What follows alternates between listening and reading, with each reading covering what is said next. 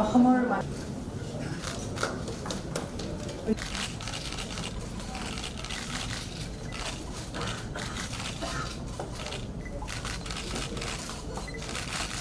জয় জয়তী আমাৰ আমন্ত্ৰণ ৰক্ষা কৰি আপোনালোকে পুৱাৰ ভাগতে আজি নতুন বছৰ প্ৰথম দিনটো উপস্থিত থাকি আমাক যি সঁহাৰি জনালে তাৰ বাবে মই আপোনালোক প্ৰতিগৰাকী প্ৰতি মোৰ গভীৰ কৃতজ্ঞতা জ্ঞাপন কৰিছোঁ আৰু ইংৰাজী নৱবৰ্ষ 2021 উপলক্ষে মই আপোনালোক সকলোকে আন্তৰিকতাৰে শুভেচ্ছা জনাইছোঁ ঈশ্বৰৰ ওচৰত প্ৰাৰ্থনা জনাইছোঁ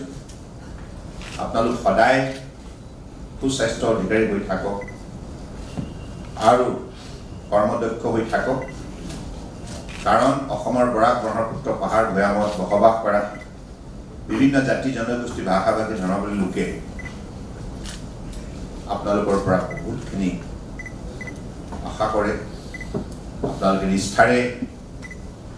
অসমৰ সমাজখনৰ বাবে উল্লেখযোগ্য বৰঙণি আগবঢ়াই আহিছে আৰু আগন্তুক দিনতো আপোনালোকৰ বহু দায়িত্ব আছে মই আজি এই শুভক্ষণত বিনা দ্বিধাই স্বীকাৰ কৰোঁ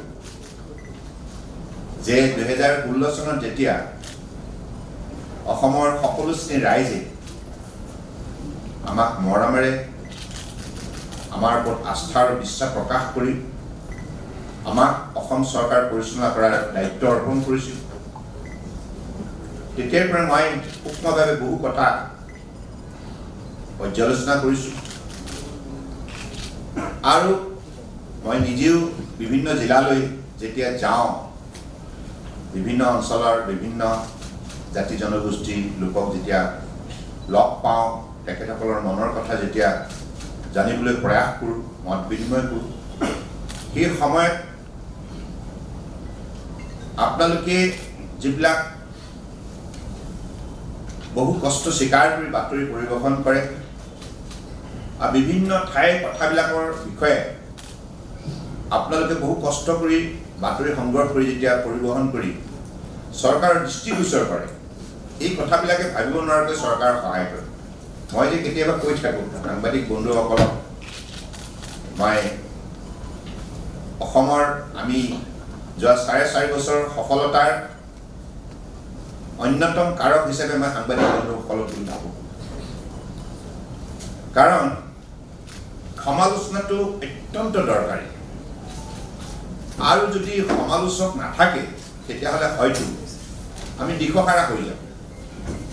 কোনোবা লাগিব হয়নে মুকলিমূৰীয়াকৈ কথাবিলাক কোৱা স্পষ্টভাৱে আঙুলিয়াই দিয়া তেনে সমাজ লাগিব সেই সমাজ অবিহনে চৰকাৰে কেতিয়াও সমাজৰ সকলো শ্ৰেণীৰ ৰাইজক আস্থা আৰু বিশ্বাসত লৈ দৃঢ়তাৰে সকলোকে ন্যায় প্ৰদান কৰাৰ ক্ষেত্ৰত সফলতা অৰ্জন কৰিব নোৱাৰে গতিকে সাংবাদিক বন্ধুসকলে বা সংবাদ মাধ্যমে জন্মলগ্নৰ পৰা তেখেতসকলে এই দায়িত্ব ভাৰতবৰ্ষৰ বুকুত পালন কৰি আহিছে পৃথিৱীৰ বুকুত পালন কৰি আহিছে আৰু অসমতো আপোনালোকে এই দায়িত্ব নিষ্ঠাৰে পালন কৰিছে কেতিয়াবা কেতিয়াবা আপোনালোকে ধৰক আমাৰ চৰকাৰৰ কাম কাজৰ ওপৰত চোকা সমালোচনা কৰে মই কিন্তু চোকা সমালোচনা কৰিলে ভালেই পাওঁ কাৰণ এটা কথা আমাক সজাগ সচেতন কৰি ৰাখিব লাগিব কোনোবা চোকা দৃষ্টি ৰখা মানুহ লাগিব যেনেধৰণে মাতৃ পিতৃৰ তত্বাৱধানত আমি ল'ৰালি কালত আমি শৃংখলাবদ্ধভাৱে ডাঙৰ দীঘল হোৱাৰ প্ৰয়াস কৰোঁ আৰু সেই যাত্ৰাটো ল'ৰালি কালৰ যিটো যাত্ৰা সকলো সময়তে মাতৃ পিতৃয়ে চোকা দৃষ্টি ৰাখে কেতিয়াবা কঠোৰ ভাষাৰে আমাক নিয়ন্ত্ৰণ কৰাৰ প্ৰয়াস কৰে কেতিয়াবা হয়তো চেকনিও প্ৰয়োগ কৰিব লগা হয় মৃদুভাৱে মৰমতে সেইটো হৈছে শৃংখলাবদ্ধতাৰ এটি বাৰ্তা গতিকে সেই শৃংখলাবদ্ধতা যেতিয়া সমাজত কোনোবাই নিষ্ঠা সহকাৰে প্ৰদান কৰাৰ যাত্ৰাত দায়িত্ব পালন কৰে তেতিয়া নিশ্চিতভাৱে ই এখন চৰকাৰৰ বাবে অত্যন্ত সহায়ক হয়। গতিকে মই আজি শুভক্ষণত চৰকাৰৰ ছাকচেছ ষ্টৰী ক'বলৈ আপোনালোকক মতা নাই দেই। মই সংবাদ মেল পাতিম, সুকীয়াকৈ ক'ম 4.5 বছৰত আমি কিমান কি কাম কৰিলোঁ, আৰু আপোনালোকেতো দেখি আছে। আৰু আপোনালোকে আমাৰ বিভিন্ন কাম কাজৰ যি খাটিয়ান আপোনালোকৰ যোগেদি অসমৰ জনমানুহৰ সন্মুখত ইতিমধ্যে ইয়াক দাঙি ধৰা হৈছে। গতিকে আগন্তুক দিনত আমাৰ বহু দায়িত্ব আছে, আৰু আমি সকলোৱে মিলিয়ে টিম আছাম মানসিকতাৰে কাম কৰিব লাগিব। কাৰণ অসমৰ 3 কোটি প্ৰায় 50 লক্ষ লোকৰ মাজত সদ্ভাৱনা, আন্তৰিকতা, বন্ধুত্ব গঢ় দিয়াৰ আমি সকলোৱে যৌথভাৱে দায়িত্ব পালন কৰিব লাগিব। মোৰ ভাল লাগে যে যোৱা 4.5 বছৰত অসমৰ সকলো জাতি জনগোষ্ঠী কিন্তু সহনশীলতাৰ, সহিষ্ণুতাৰ তেখেতসকলে জ্বলন্ত উদাহৰণ দাঙি ধৰিছে। বিভিন্ন ধুমুহা পাৰ হৈ গৈছে,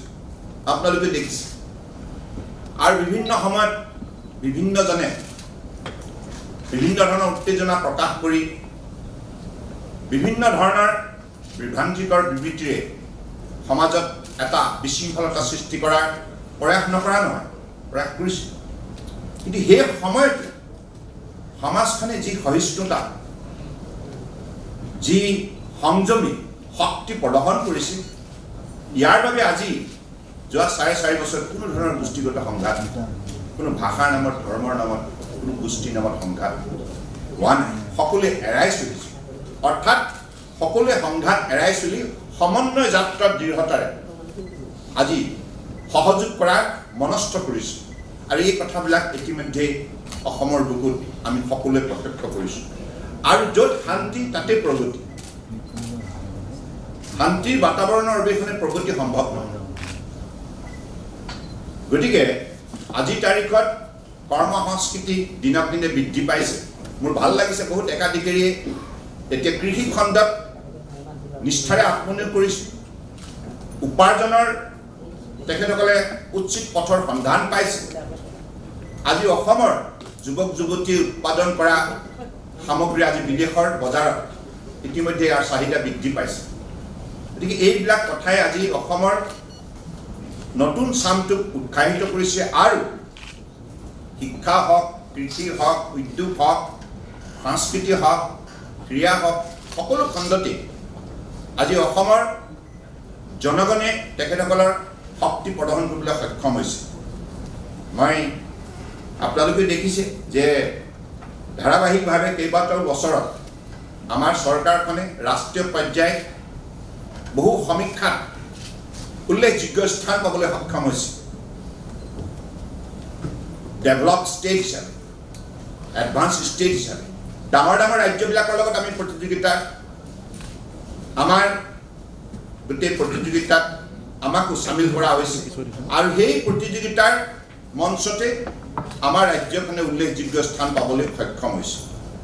গতিকে মই ভাবোঁ যে এই সফলতাৰ অন্তৰালত আপোনালোকৰ উল্লেখযোগ্য অৱদান আছে। সাংবাদিক বন্ধুসকলৰ, অসমৰ জনগণৰ আশীৰ্বাদ, সহযোগিতা আছে। আৰু সকলোৱে টিম আছাম মানসিকতাৰে কাম কৰাৰ বাবে এইবিলাক সম্ভৱ হৈছে। নতুন বছৰটো মই বিশ্বাস কৰোঁ যে আমাৰ ছাত্ৰ সমাজে, বিশেষকৈ মই আজি শুভক্ষণত আপোনালোকৰ যোগেদি অসমৰ জনগণক বিনম্ৰ আহ্বান জনাওঁ, মাতৃ পিতৃসকলক বিশেষভাৱে প্ৰাৰ্থনা জনাওঁ, আৰু শিক্ষক শিক্ষয়িত্ৰীসকলকো বিশেষভাৱে মই আহ্বান জনাওঁ যে নিজৰ পুত্ৰ কন্যা আৰু ছাত্ৰ ছাত্ৰীসকলক শিক্ষাৰ প্ৰতি যেন অধিক ধাউতিশীল কৰি তোলে। আৰু শিক্ষা, সংস্কৃতি আৰু ক্ৰীড়া এই তিনিটা বিষয়বস্তুৰ ওপৰত অধিক মনোযোগ দিয়াৰ বাবে যেন সকলোৱে ছাত্ৰ ছাত্ৰীসকলক উৎসাহিত কৰে। কাৰণ এই তিনিটা বিষয়বস্তুৰ ক্ষেত্ৰত যদি এখন সমাজ দক্ষতা আৰু যোগ্যতাৰ পৰিচয় দিব পাৰে, সেই সমাজখনেই বিশ্বশ্ৰেষ্ঠ সমাজ হিচাপে স্বীকৃতি তুলিব পাৰিব। শিক্ষা, সংস্কৃতি আৰু ক্ৰীড়া এই তিনিটা কৰ্মক্ষেত্ৰতে ভাবিব নোৱাৰাকৈ শক্তি নিহিত হৈ আছে। তাৰ পৰা শক্তি বুটুলি নিজৰ ব্যক্তিত্ব সুন্দৰভাৱে নিৰ্মাণ কৰি আমাৰ ছাত্ৰ ছাত্ৰীসকলে যদি বিশ্বজয় কৰাৰ মনস্থ কৰে সেইটো সম্ভৱ। গতিকে আজিৰ তাৰিখত মাননীয় প্ৰধানমন্ত্ৰী নৰেন্দ্ৰ মোদী ডাঙৰীয়াই আত্মনিৰ্ভৰ ভাৰত অভিযানৰ বাবে যি কাৰ্যসূচী হাতত লৈছে ভাৰতবৰ্ষৰ জনগণক এই কাৰ্যসূচী সফল কৰাৰ বাবে নিজ নিজ ৰাজ্যত কঠোৰ পৰিশ্ৰমৰ যোগেদি বিজ্ঞানৰ প্ৰযুক্তি সহায়ত উৎপাদন শক্তি বৃদ্ধি কৰি উপাৰ্জনৰ বৃদ্ধি কৰাৰ যি লক্ষ্য দিছে, মই ভাবোঁ যে অসমৰ জনগণে এই কথাটো আজিৰ তাৰিখত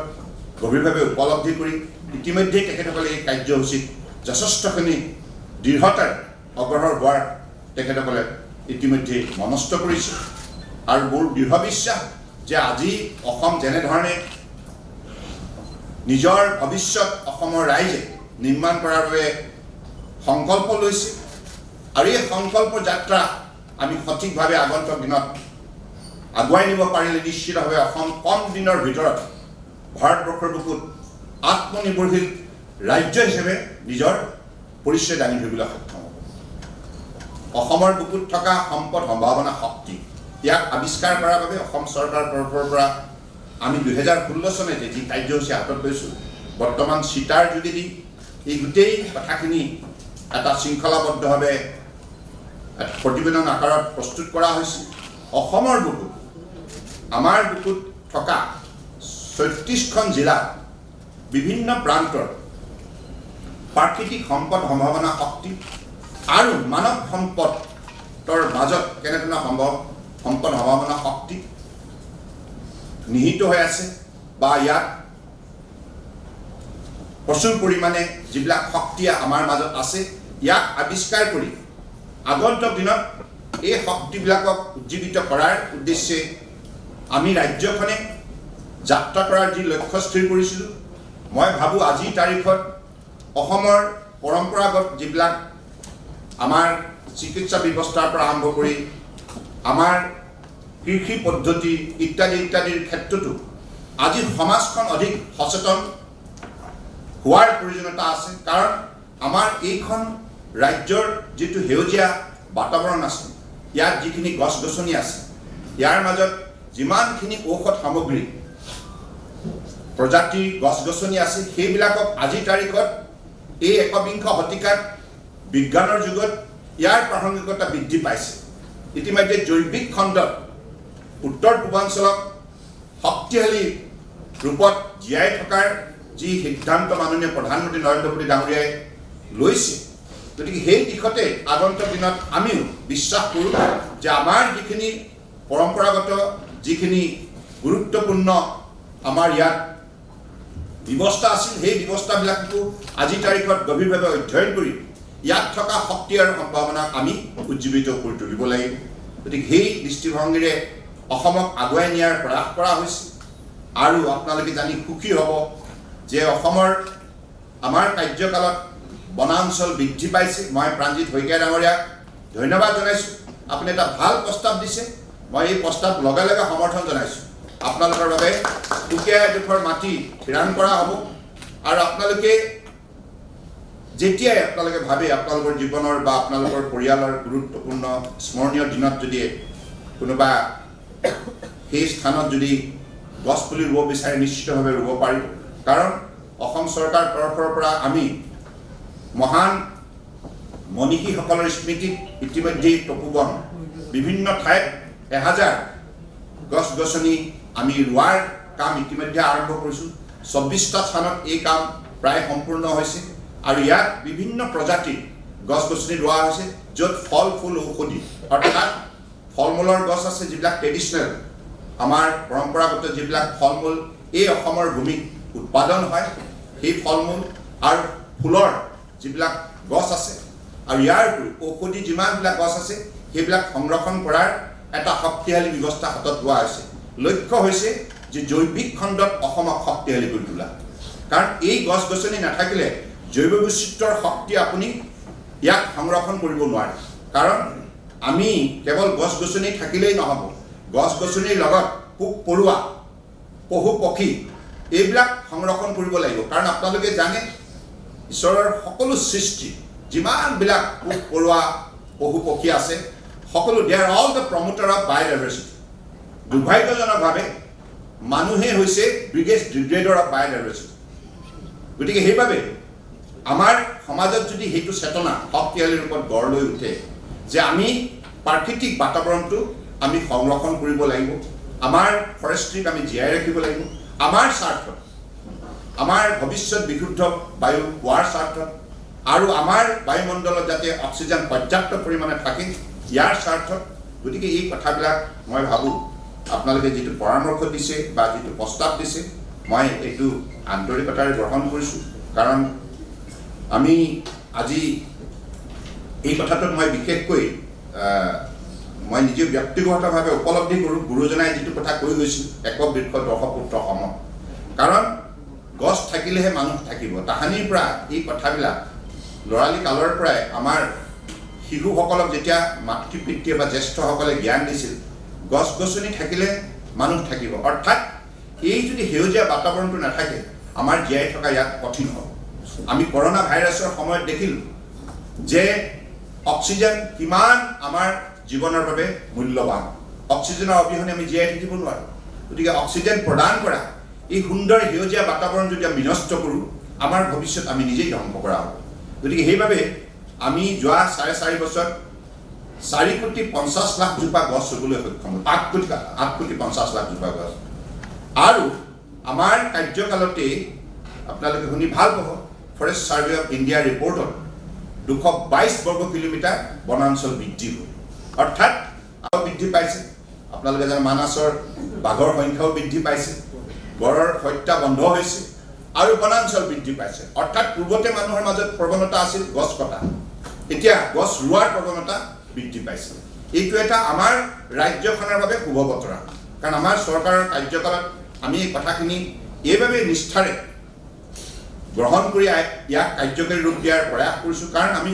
এই কথাটো উপলব্ধি কৰিছোঁ আজি পৃথিৱীৰ বুকুত ক্লাইমেট চেঞ্জ গ্ল'বেল ৱাৰ্মিং এই কথাবিলাক যে আজি পৃথিৱীৰ মানৱ সমাজৰ বাবে আটাইতকৈ ডাঙৰ প্ৰত্যাহ্বান গতিকে এই প্ৰত্যাহ্বানৰ প্ৰত্যুত্তৰ দিব লগা হ'লে আমি ecology will have to respect ecology we cannot grow' our economy at the cost of ecology এই কথাটো আমি মনত ৰাখিব লাগিব we will have to develop a compromising standpoint between the ecology and economy গতিকে সেইভাবে আজি ইক'লজি এই প্ৰাকৃতিক বাতাবৰণটো আমি আমাৰ ৰাজ্যখনত জীয়াই ৰাখিব লাগিব আমাৰ ভৱিষ্যতৰ বাবে আমাৰ সমাজখনৰ ভৱিষ্যতৰ বাবে গতিকে মই আশা ৰাখিছোঁ যে আপোনালোকৰ সহযোগত যিখিনি কাম আমি কৰিবলৈ সক্ষম হ'লোঁ ভৱিষ্যতৰ দিনত আপোনালোকে এই সহযোগিতা আগবঢ়াই যাওক আৰু মুক্ত মনে লিখিব আপোনালোকে কেতিয়াও দ্বিধাবদ্ধ কৰিব মইতো সদায় ভাবোঁ যে সাংবাদিক যিমান মানে আপোনালোক যিমান কঠোৰ হয় সিমান আমাৰ কাৰণে মংগল কাৰণ আমি এই 4টা পিলাৰ ডেমক্ৰেচি এই 4টা স্তম্ভৰ ভিতৰত আপোনালোকৰ মই ভাবোঁ আটাইতকৈ বেছি জনসম্পৰ্ক আছে আপোনালোকৰ বাকী স্তম্ভবিলাকতকৈ আপোনালোকৰ লগত গোটেই আমাৰ সমাজখনৰ 24 ঘণ্টাই আপোনালোকৰ লগত যোগসূত্ৰ থাকে This media pillar is the most powerful pillar in our democracy. গতিকে সেই কাৰণে সমাজখন সকলো সময়তে কি বাতৰি প্ৰকাশ পাইছে কি দৃশ্য দেখুৱাইছে এই সকলোবিলাক কথা মানুহে খবৰ ৰাখে গতিকে মানুহক 24 ঘণ্টাই সকলো সময়তে সজীৱ কৰি ৰখাৰ ক্ষেত্ৰত আপোনালোকৰ আটাইতকৈ ডাঙৰ ভূমিকা আছে আৰু আপোনালোকে এই ভূমিকা পালন কৰি থাকে গতিকে আমাৰ সমাজখনো 24 ঘণ্টাই বা আমাৰ চৰকাৰখনো 24 ঘণ্টাই ৰাইজৰ স্বাৰ্থত দায়বদ্ধতাৰে দায়িত্ব সহকাৰে যাতে কাম কৰি যাব পাৰে তাৰ কাৰণে আপোনালোকৰ চোকা সমালোচনা আমাৰ কাৰণে অত্যন্ত আদৰণীয় গতিকে মই ভাবোঁ যে আগন্তুক দিনত সেই দৃষ্টিভংগীৰে আপোনালোকে এইখন সমাজৰ প্ৰতি আপোনালোকে নিশ্চিতভাৱে কাম কৰি যাব কাম কৰি আছে আৰু আপোনালোকৰ যিখিনি আমাৰ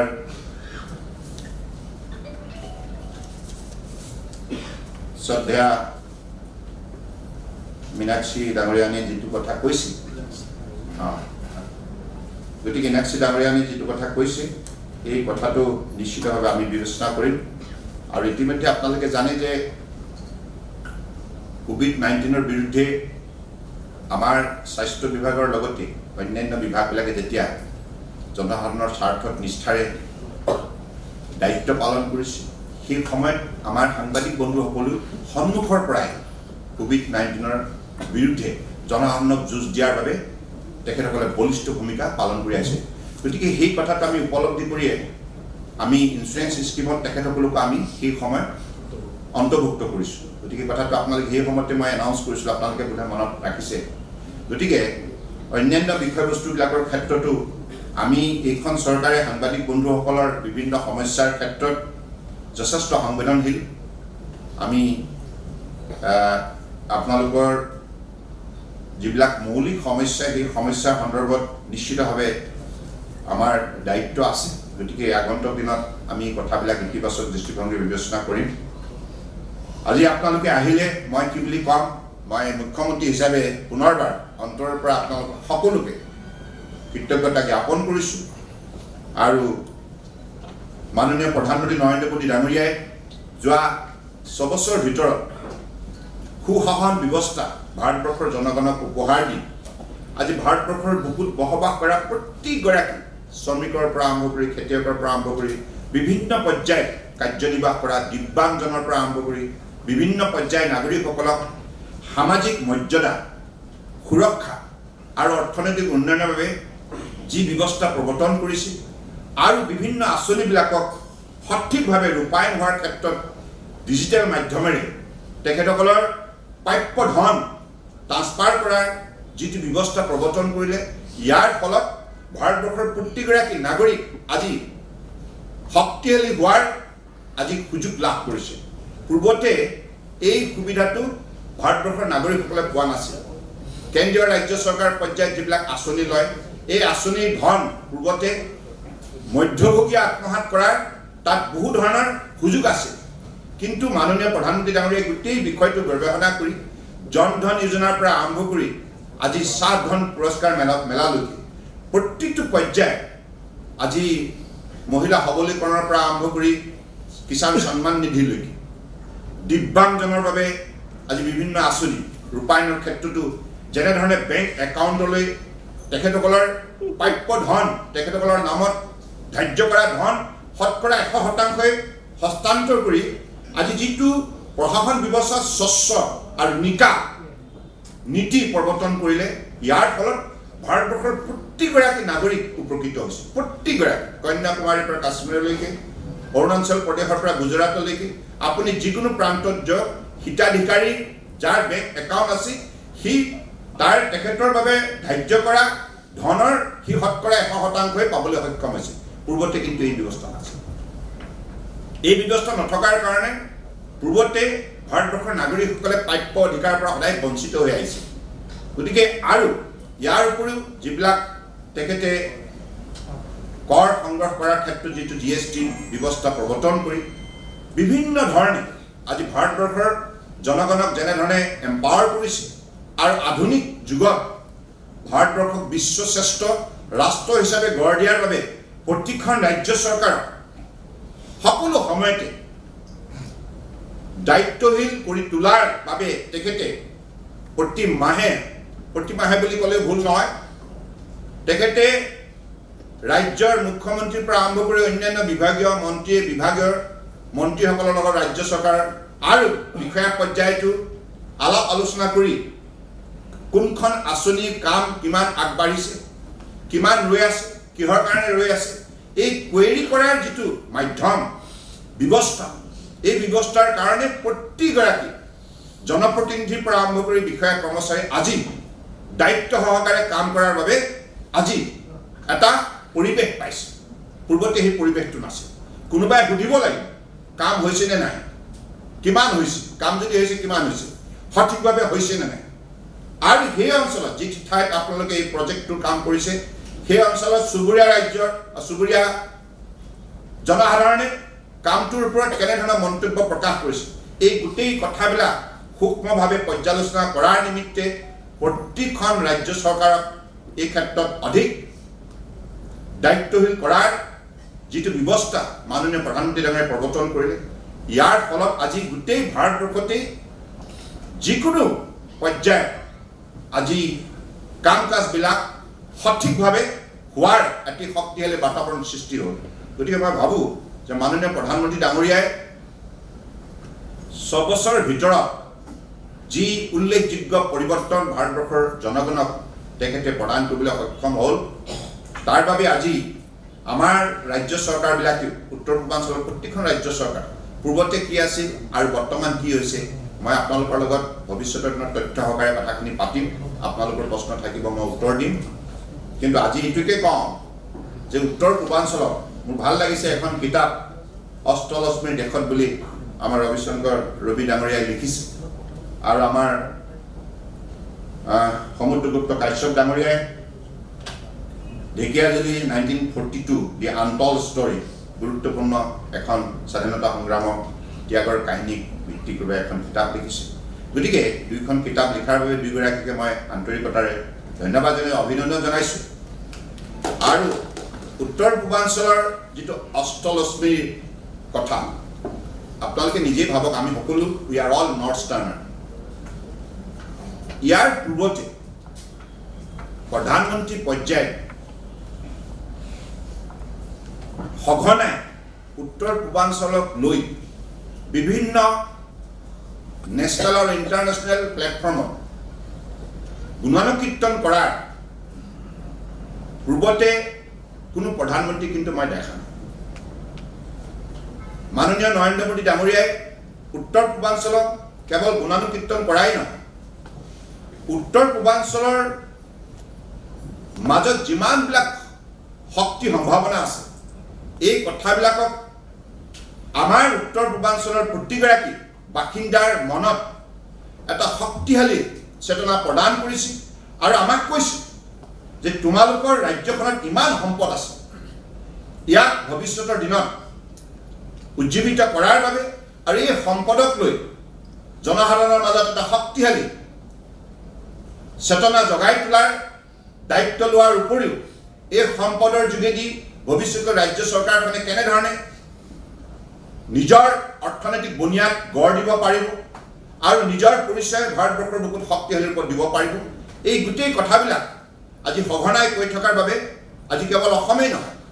মণিপুৰ হওক,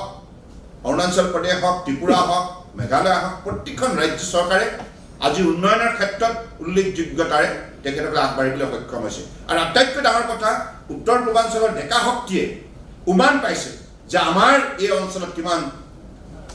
শক্তিশালী আমাৰ ভেটি আছে, বিভিন্ন দিশত আমি কেনেধৰণে অগ্ৰগতি লাভ কৰিব পাৰোঁ। এতিয়া সেইবাবে বিভিন্ন বিষয়ত আমাৰ ছাত্ৰ ছাত্ৰীসকলে অধ্যয়ন কৰিব লাগিব। আৰু মাননীয় প্ৰধানমন্ত্ৰী ডাঙৰীয়াই 31 পলিচিৰ যোগেদি উত্তৰ পূৰ্বাঞ্চলক দক্ষিণ পূব এছিয়াত শক্তিশালীভাৱে প্ৰতিষ্ঠা কৰাৰ নিমিত্তে কানেক্টিভিটি, কমিউনিকেশ্যন এইবিলাকৰ ক্ষেত্ৰত যিমান উল্লেখযোগ্য পদক্ষেপ গ্ৰহণ কৰি কাম কাজ আৰম্ভ কৰিছে, আজি ইয়াৰ ফলত উত্তৰ পূৰ্বাঞ্চলে বিশ্ব বজাৰ দখল কৰাৰ এটি মন আজি তৈয়াৰ কৰিবলৈ সক্ষম হৈছে। আজি ব্ৰহ্মপুত্ৰৰ দাঁতিত যোগীঘোপাত মাল্টি মডেল লজিষ্টিক পাৰ্ক 3000 কোটি টকা ব্যয় কৰি ভাৰতমালাৰ প্ৰথমটো প্ৰকল্প আজি যোগীঘোপাত প্ৰতিষ্ঠা কৰি ব্ৰহ্মপুত্ৰৰ পৰা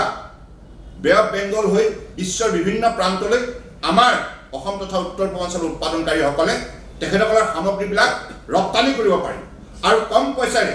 জাহাজেৰে তেখেতসকলে বিভিন্ন ঠাইত আমাৰ লাগতিয়াল সামগ্ৰীবিলাক আমদানি কৰিব পাৰিব। গতিকে ৰপ্তানি আৰু আমদানি দুইটা দিশত উত্তৰ পূৰ্বাঞ্চলে যেন ইংৰাজৰ সময়ত যেনেধৰণে গুৰুত্বপূৰ্ণ ভূমিকা লৈছিল, এতিয়া যাতে ল'ব পাৰে তাৰ বাবে মাননীয় প্ৰধানমন্ত্ৰী ডাঙৰীয়াই যিমানখিনি ইনফ্ৰাষ্ট্ৰাকচাৰ ফেচিলিটি লাগে সেইবিলাক আজি ইয়াত প্ৰতিষ্ঠা কৰাৰ ক্ষেত্ৰত বিশেষ গুৰুত্ব প্ৰদান কৰিছে। আজি নুমলীগড় ৰিফাইনেৰী আপোনালোকে ভাবক, Bongaigaon refinery 2.5 million ton production capacity per annum Bongaigaon. Numaligarh refinery was originally 3.5 million ton, কিন্তু খাৰুৱা তেলৰ অভাৱৰ বাবে দিনক দিনে দুইটা শোধনাগাৰ মৃত্যুমুখী যাত্ৰা আৰম্ভ কৰিছে। মাননীয় প্ৰধানমন্ত্ৰী ডাঙৰীয়াই অসমৰ ৰাইজেতো ইয়াৰ বাবে আন্দোলন কৰিব লগা নহ'ল, আমি সঘনাই ক'ব লগা নহ'ল। তেখেতে গোটেই বিষয়টো অধ্যয়ন কৰি সিদ্ধান্ত ল'লে যে আজিৰ তাৰিখত এটা শোধনাগাৰ 5 মিলিয়নৰ তলত ইকনমিকেলি ভাইবল নহয়। সেইবাবে Bongaigaon refinery production capacity from 2.5 to 5 million টনলৈকে বৃদ্ধি কৰাৰ বাবে 10,000 কোটি টকা অনুমোদন দিলে। Numaligarh refinery from 3 million ton to 9 million টনলৈকে উৎপাদন শক্তি বৃদ্ধি কৰাৰ বাবে 23,000 কোটি টকা অনুমোদন দিলে। গতিকে এনেধৰণৰ ঐতিহাসিক উল্লেখযোগ্য সিদ্ধান্তবিলাকে আজি কেৱল অসমত নহয়, উত্তৰ পূৰ্বাঞ্চলত দক্ষিণ পূব এছিয়াত প্ৰতিষ্ঠা লাভ কৰাৰ বাবে সুবিধা প্ৰদান কৰিছে। আৰু আজি আমাৰ নুমলীগড় ৰিফাইনেৰী মূল মাৰ্কেট হ'ল বাংলাদেশ। আজি চুবুৰীয়া ৰাজ্যবিলাক কেনেকৈ দখল কৰিব পাৰে আমাৰ উৎপাদিত সামগ্ৰীৰ যোগেদি। গতিকে আমাৰ ইয়াৰ উৎপাদিত মানৱ সম্পদে ASEAN, BBN এই গোটেই 13খন ৰাষ্ট্ৰত কেনেধৰণে প্ৰভুত্ব বিস্তাৰ কৰিব পাৰি তাৰ বাবে একত্ৰিশ পলিচি। গতিকে এই বৈদেশিক নীতিৰ যোগেদি আজি দক্ষিণ পূব এছিয়াত আটাইতকৈ শক্তিশালী অঞ্চল হিচাপে ভাৰতবৰ্ষৰ উত্তৰ পূৰ্বাঞ্চলক প্ৰতিষ্ঠা কৰাৰ যিটো মহৎ যাত্ৰা মাননীয় প্ৰধানমন্ত্ৰী ডাঙৰীয়া হাতত লৈছে, ইয়াক আমি সকলোৱে মিলি এতিয়া সফল কৰি তুলিব লাগিব। গতিকে সেইকাৰণে মই বিশ্বাস কৰোঁ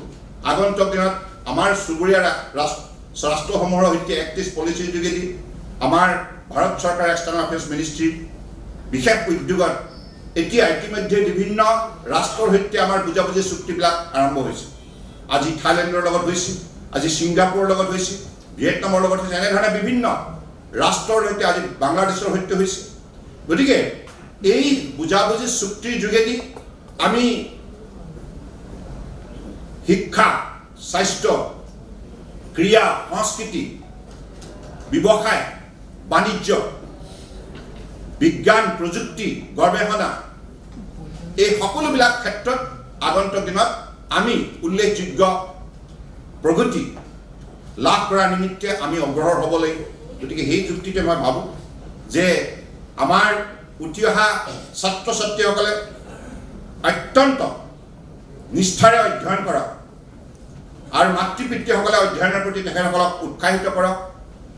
পৰম শ্ৰদ্ধাৰ শিক্ষক শিক্ষয়িত্ৰীসকলে এই ক্ষেত্ৰত বিশেষ উদ্যোগ লওক, কাৰণ শিক্ষাৰ যোগেদি আমি শক্তিশালী হ'ব লাগিব আৰু শিক্ষাৰ যোগেদি জ্ঞান আহৰণ কৰি আমি বিশ্ব বজাৰ দখল কৰিব লাগিব। গতিকে সেইবাবে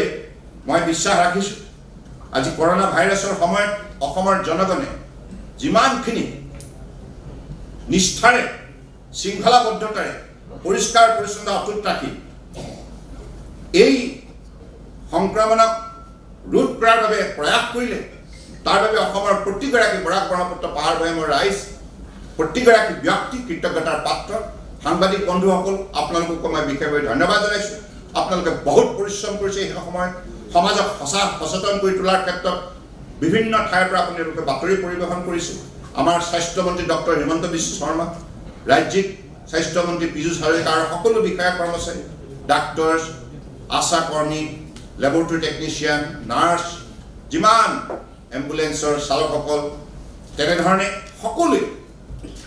জনসাধাৰণৰ বৃহত্তৰ স্বাৰ্থত যিখিনি নিষ্ঠাৰে কাম কৰিছে তাৰ বাবে তেখেতসকলো ধন্যবাদৰ পাত্ৰ। আমাৰ পৰিৱেশন বিভাগেও, শক্তি বিভাগেও,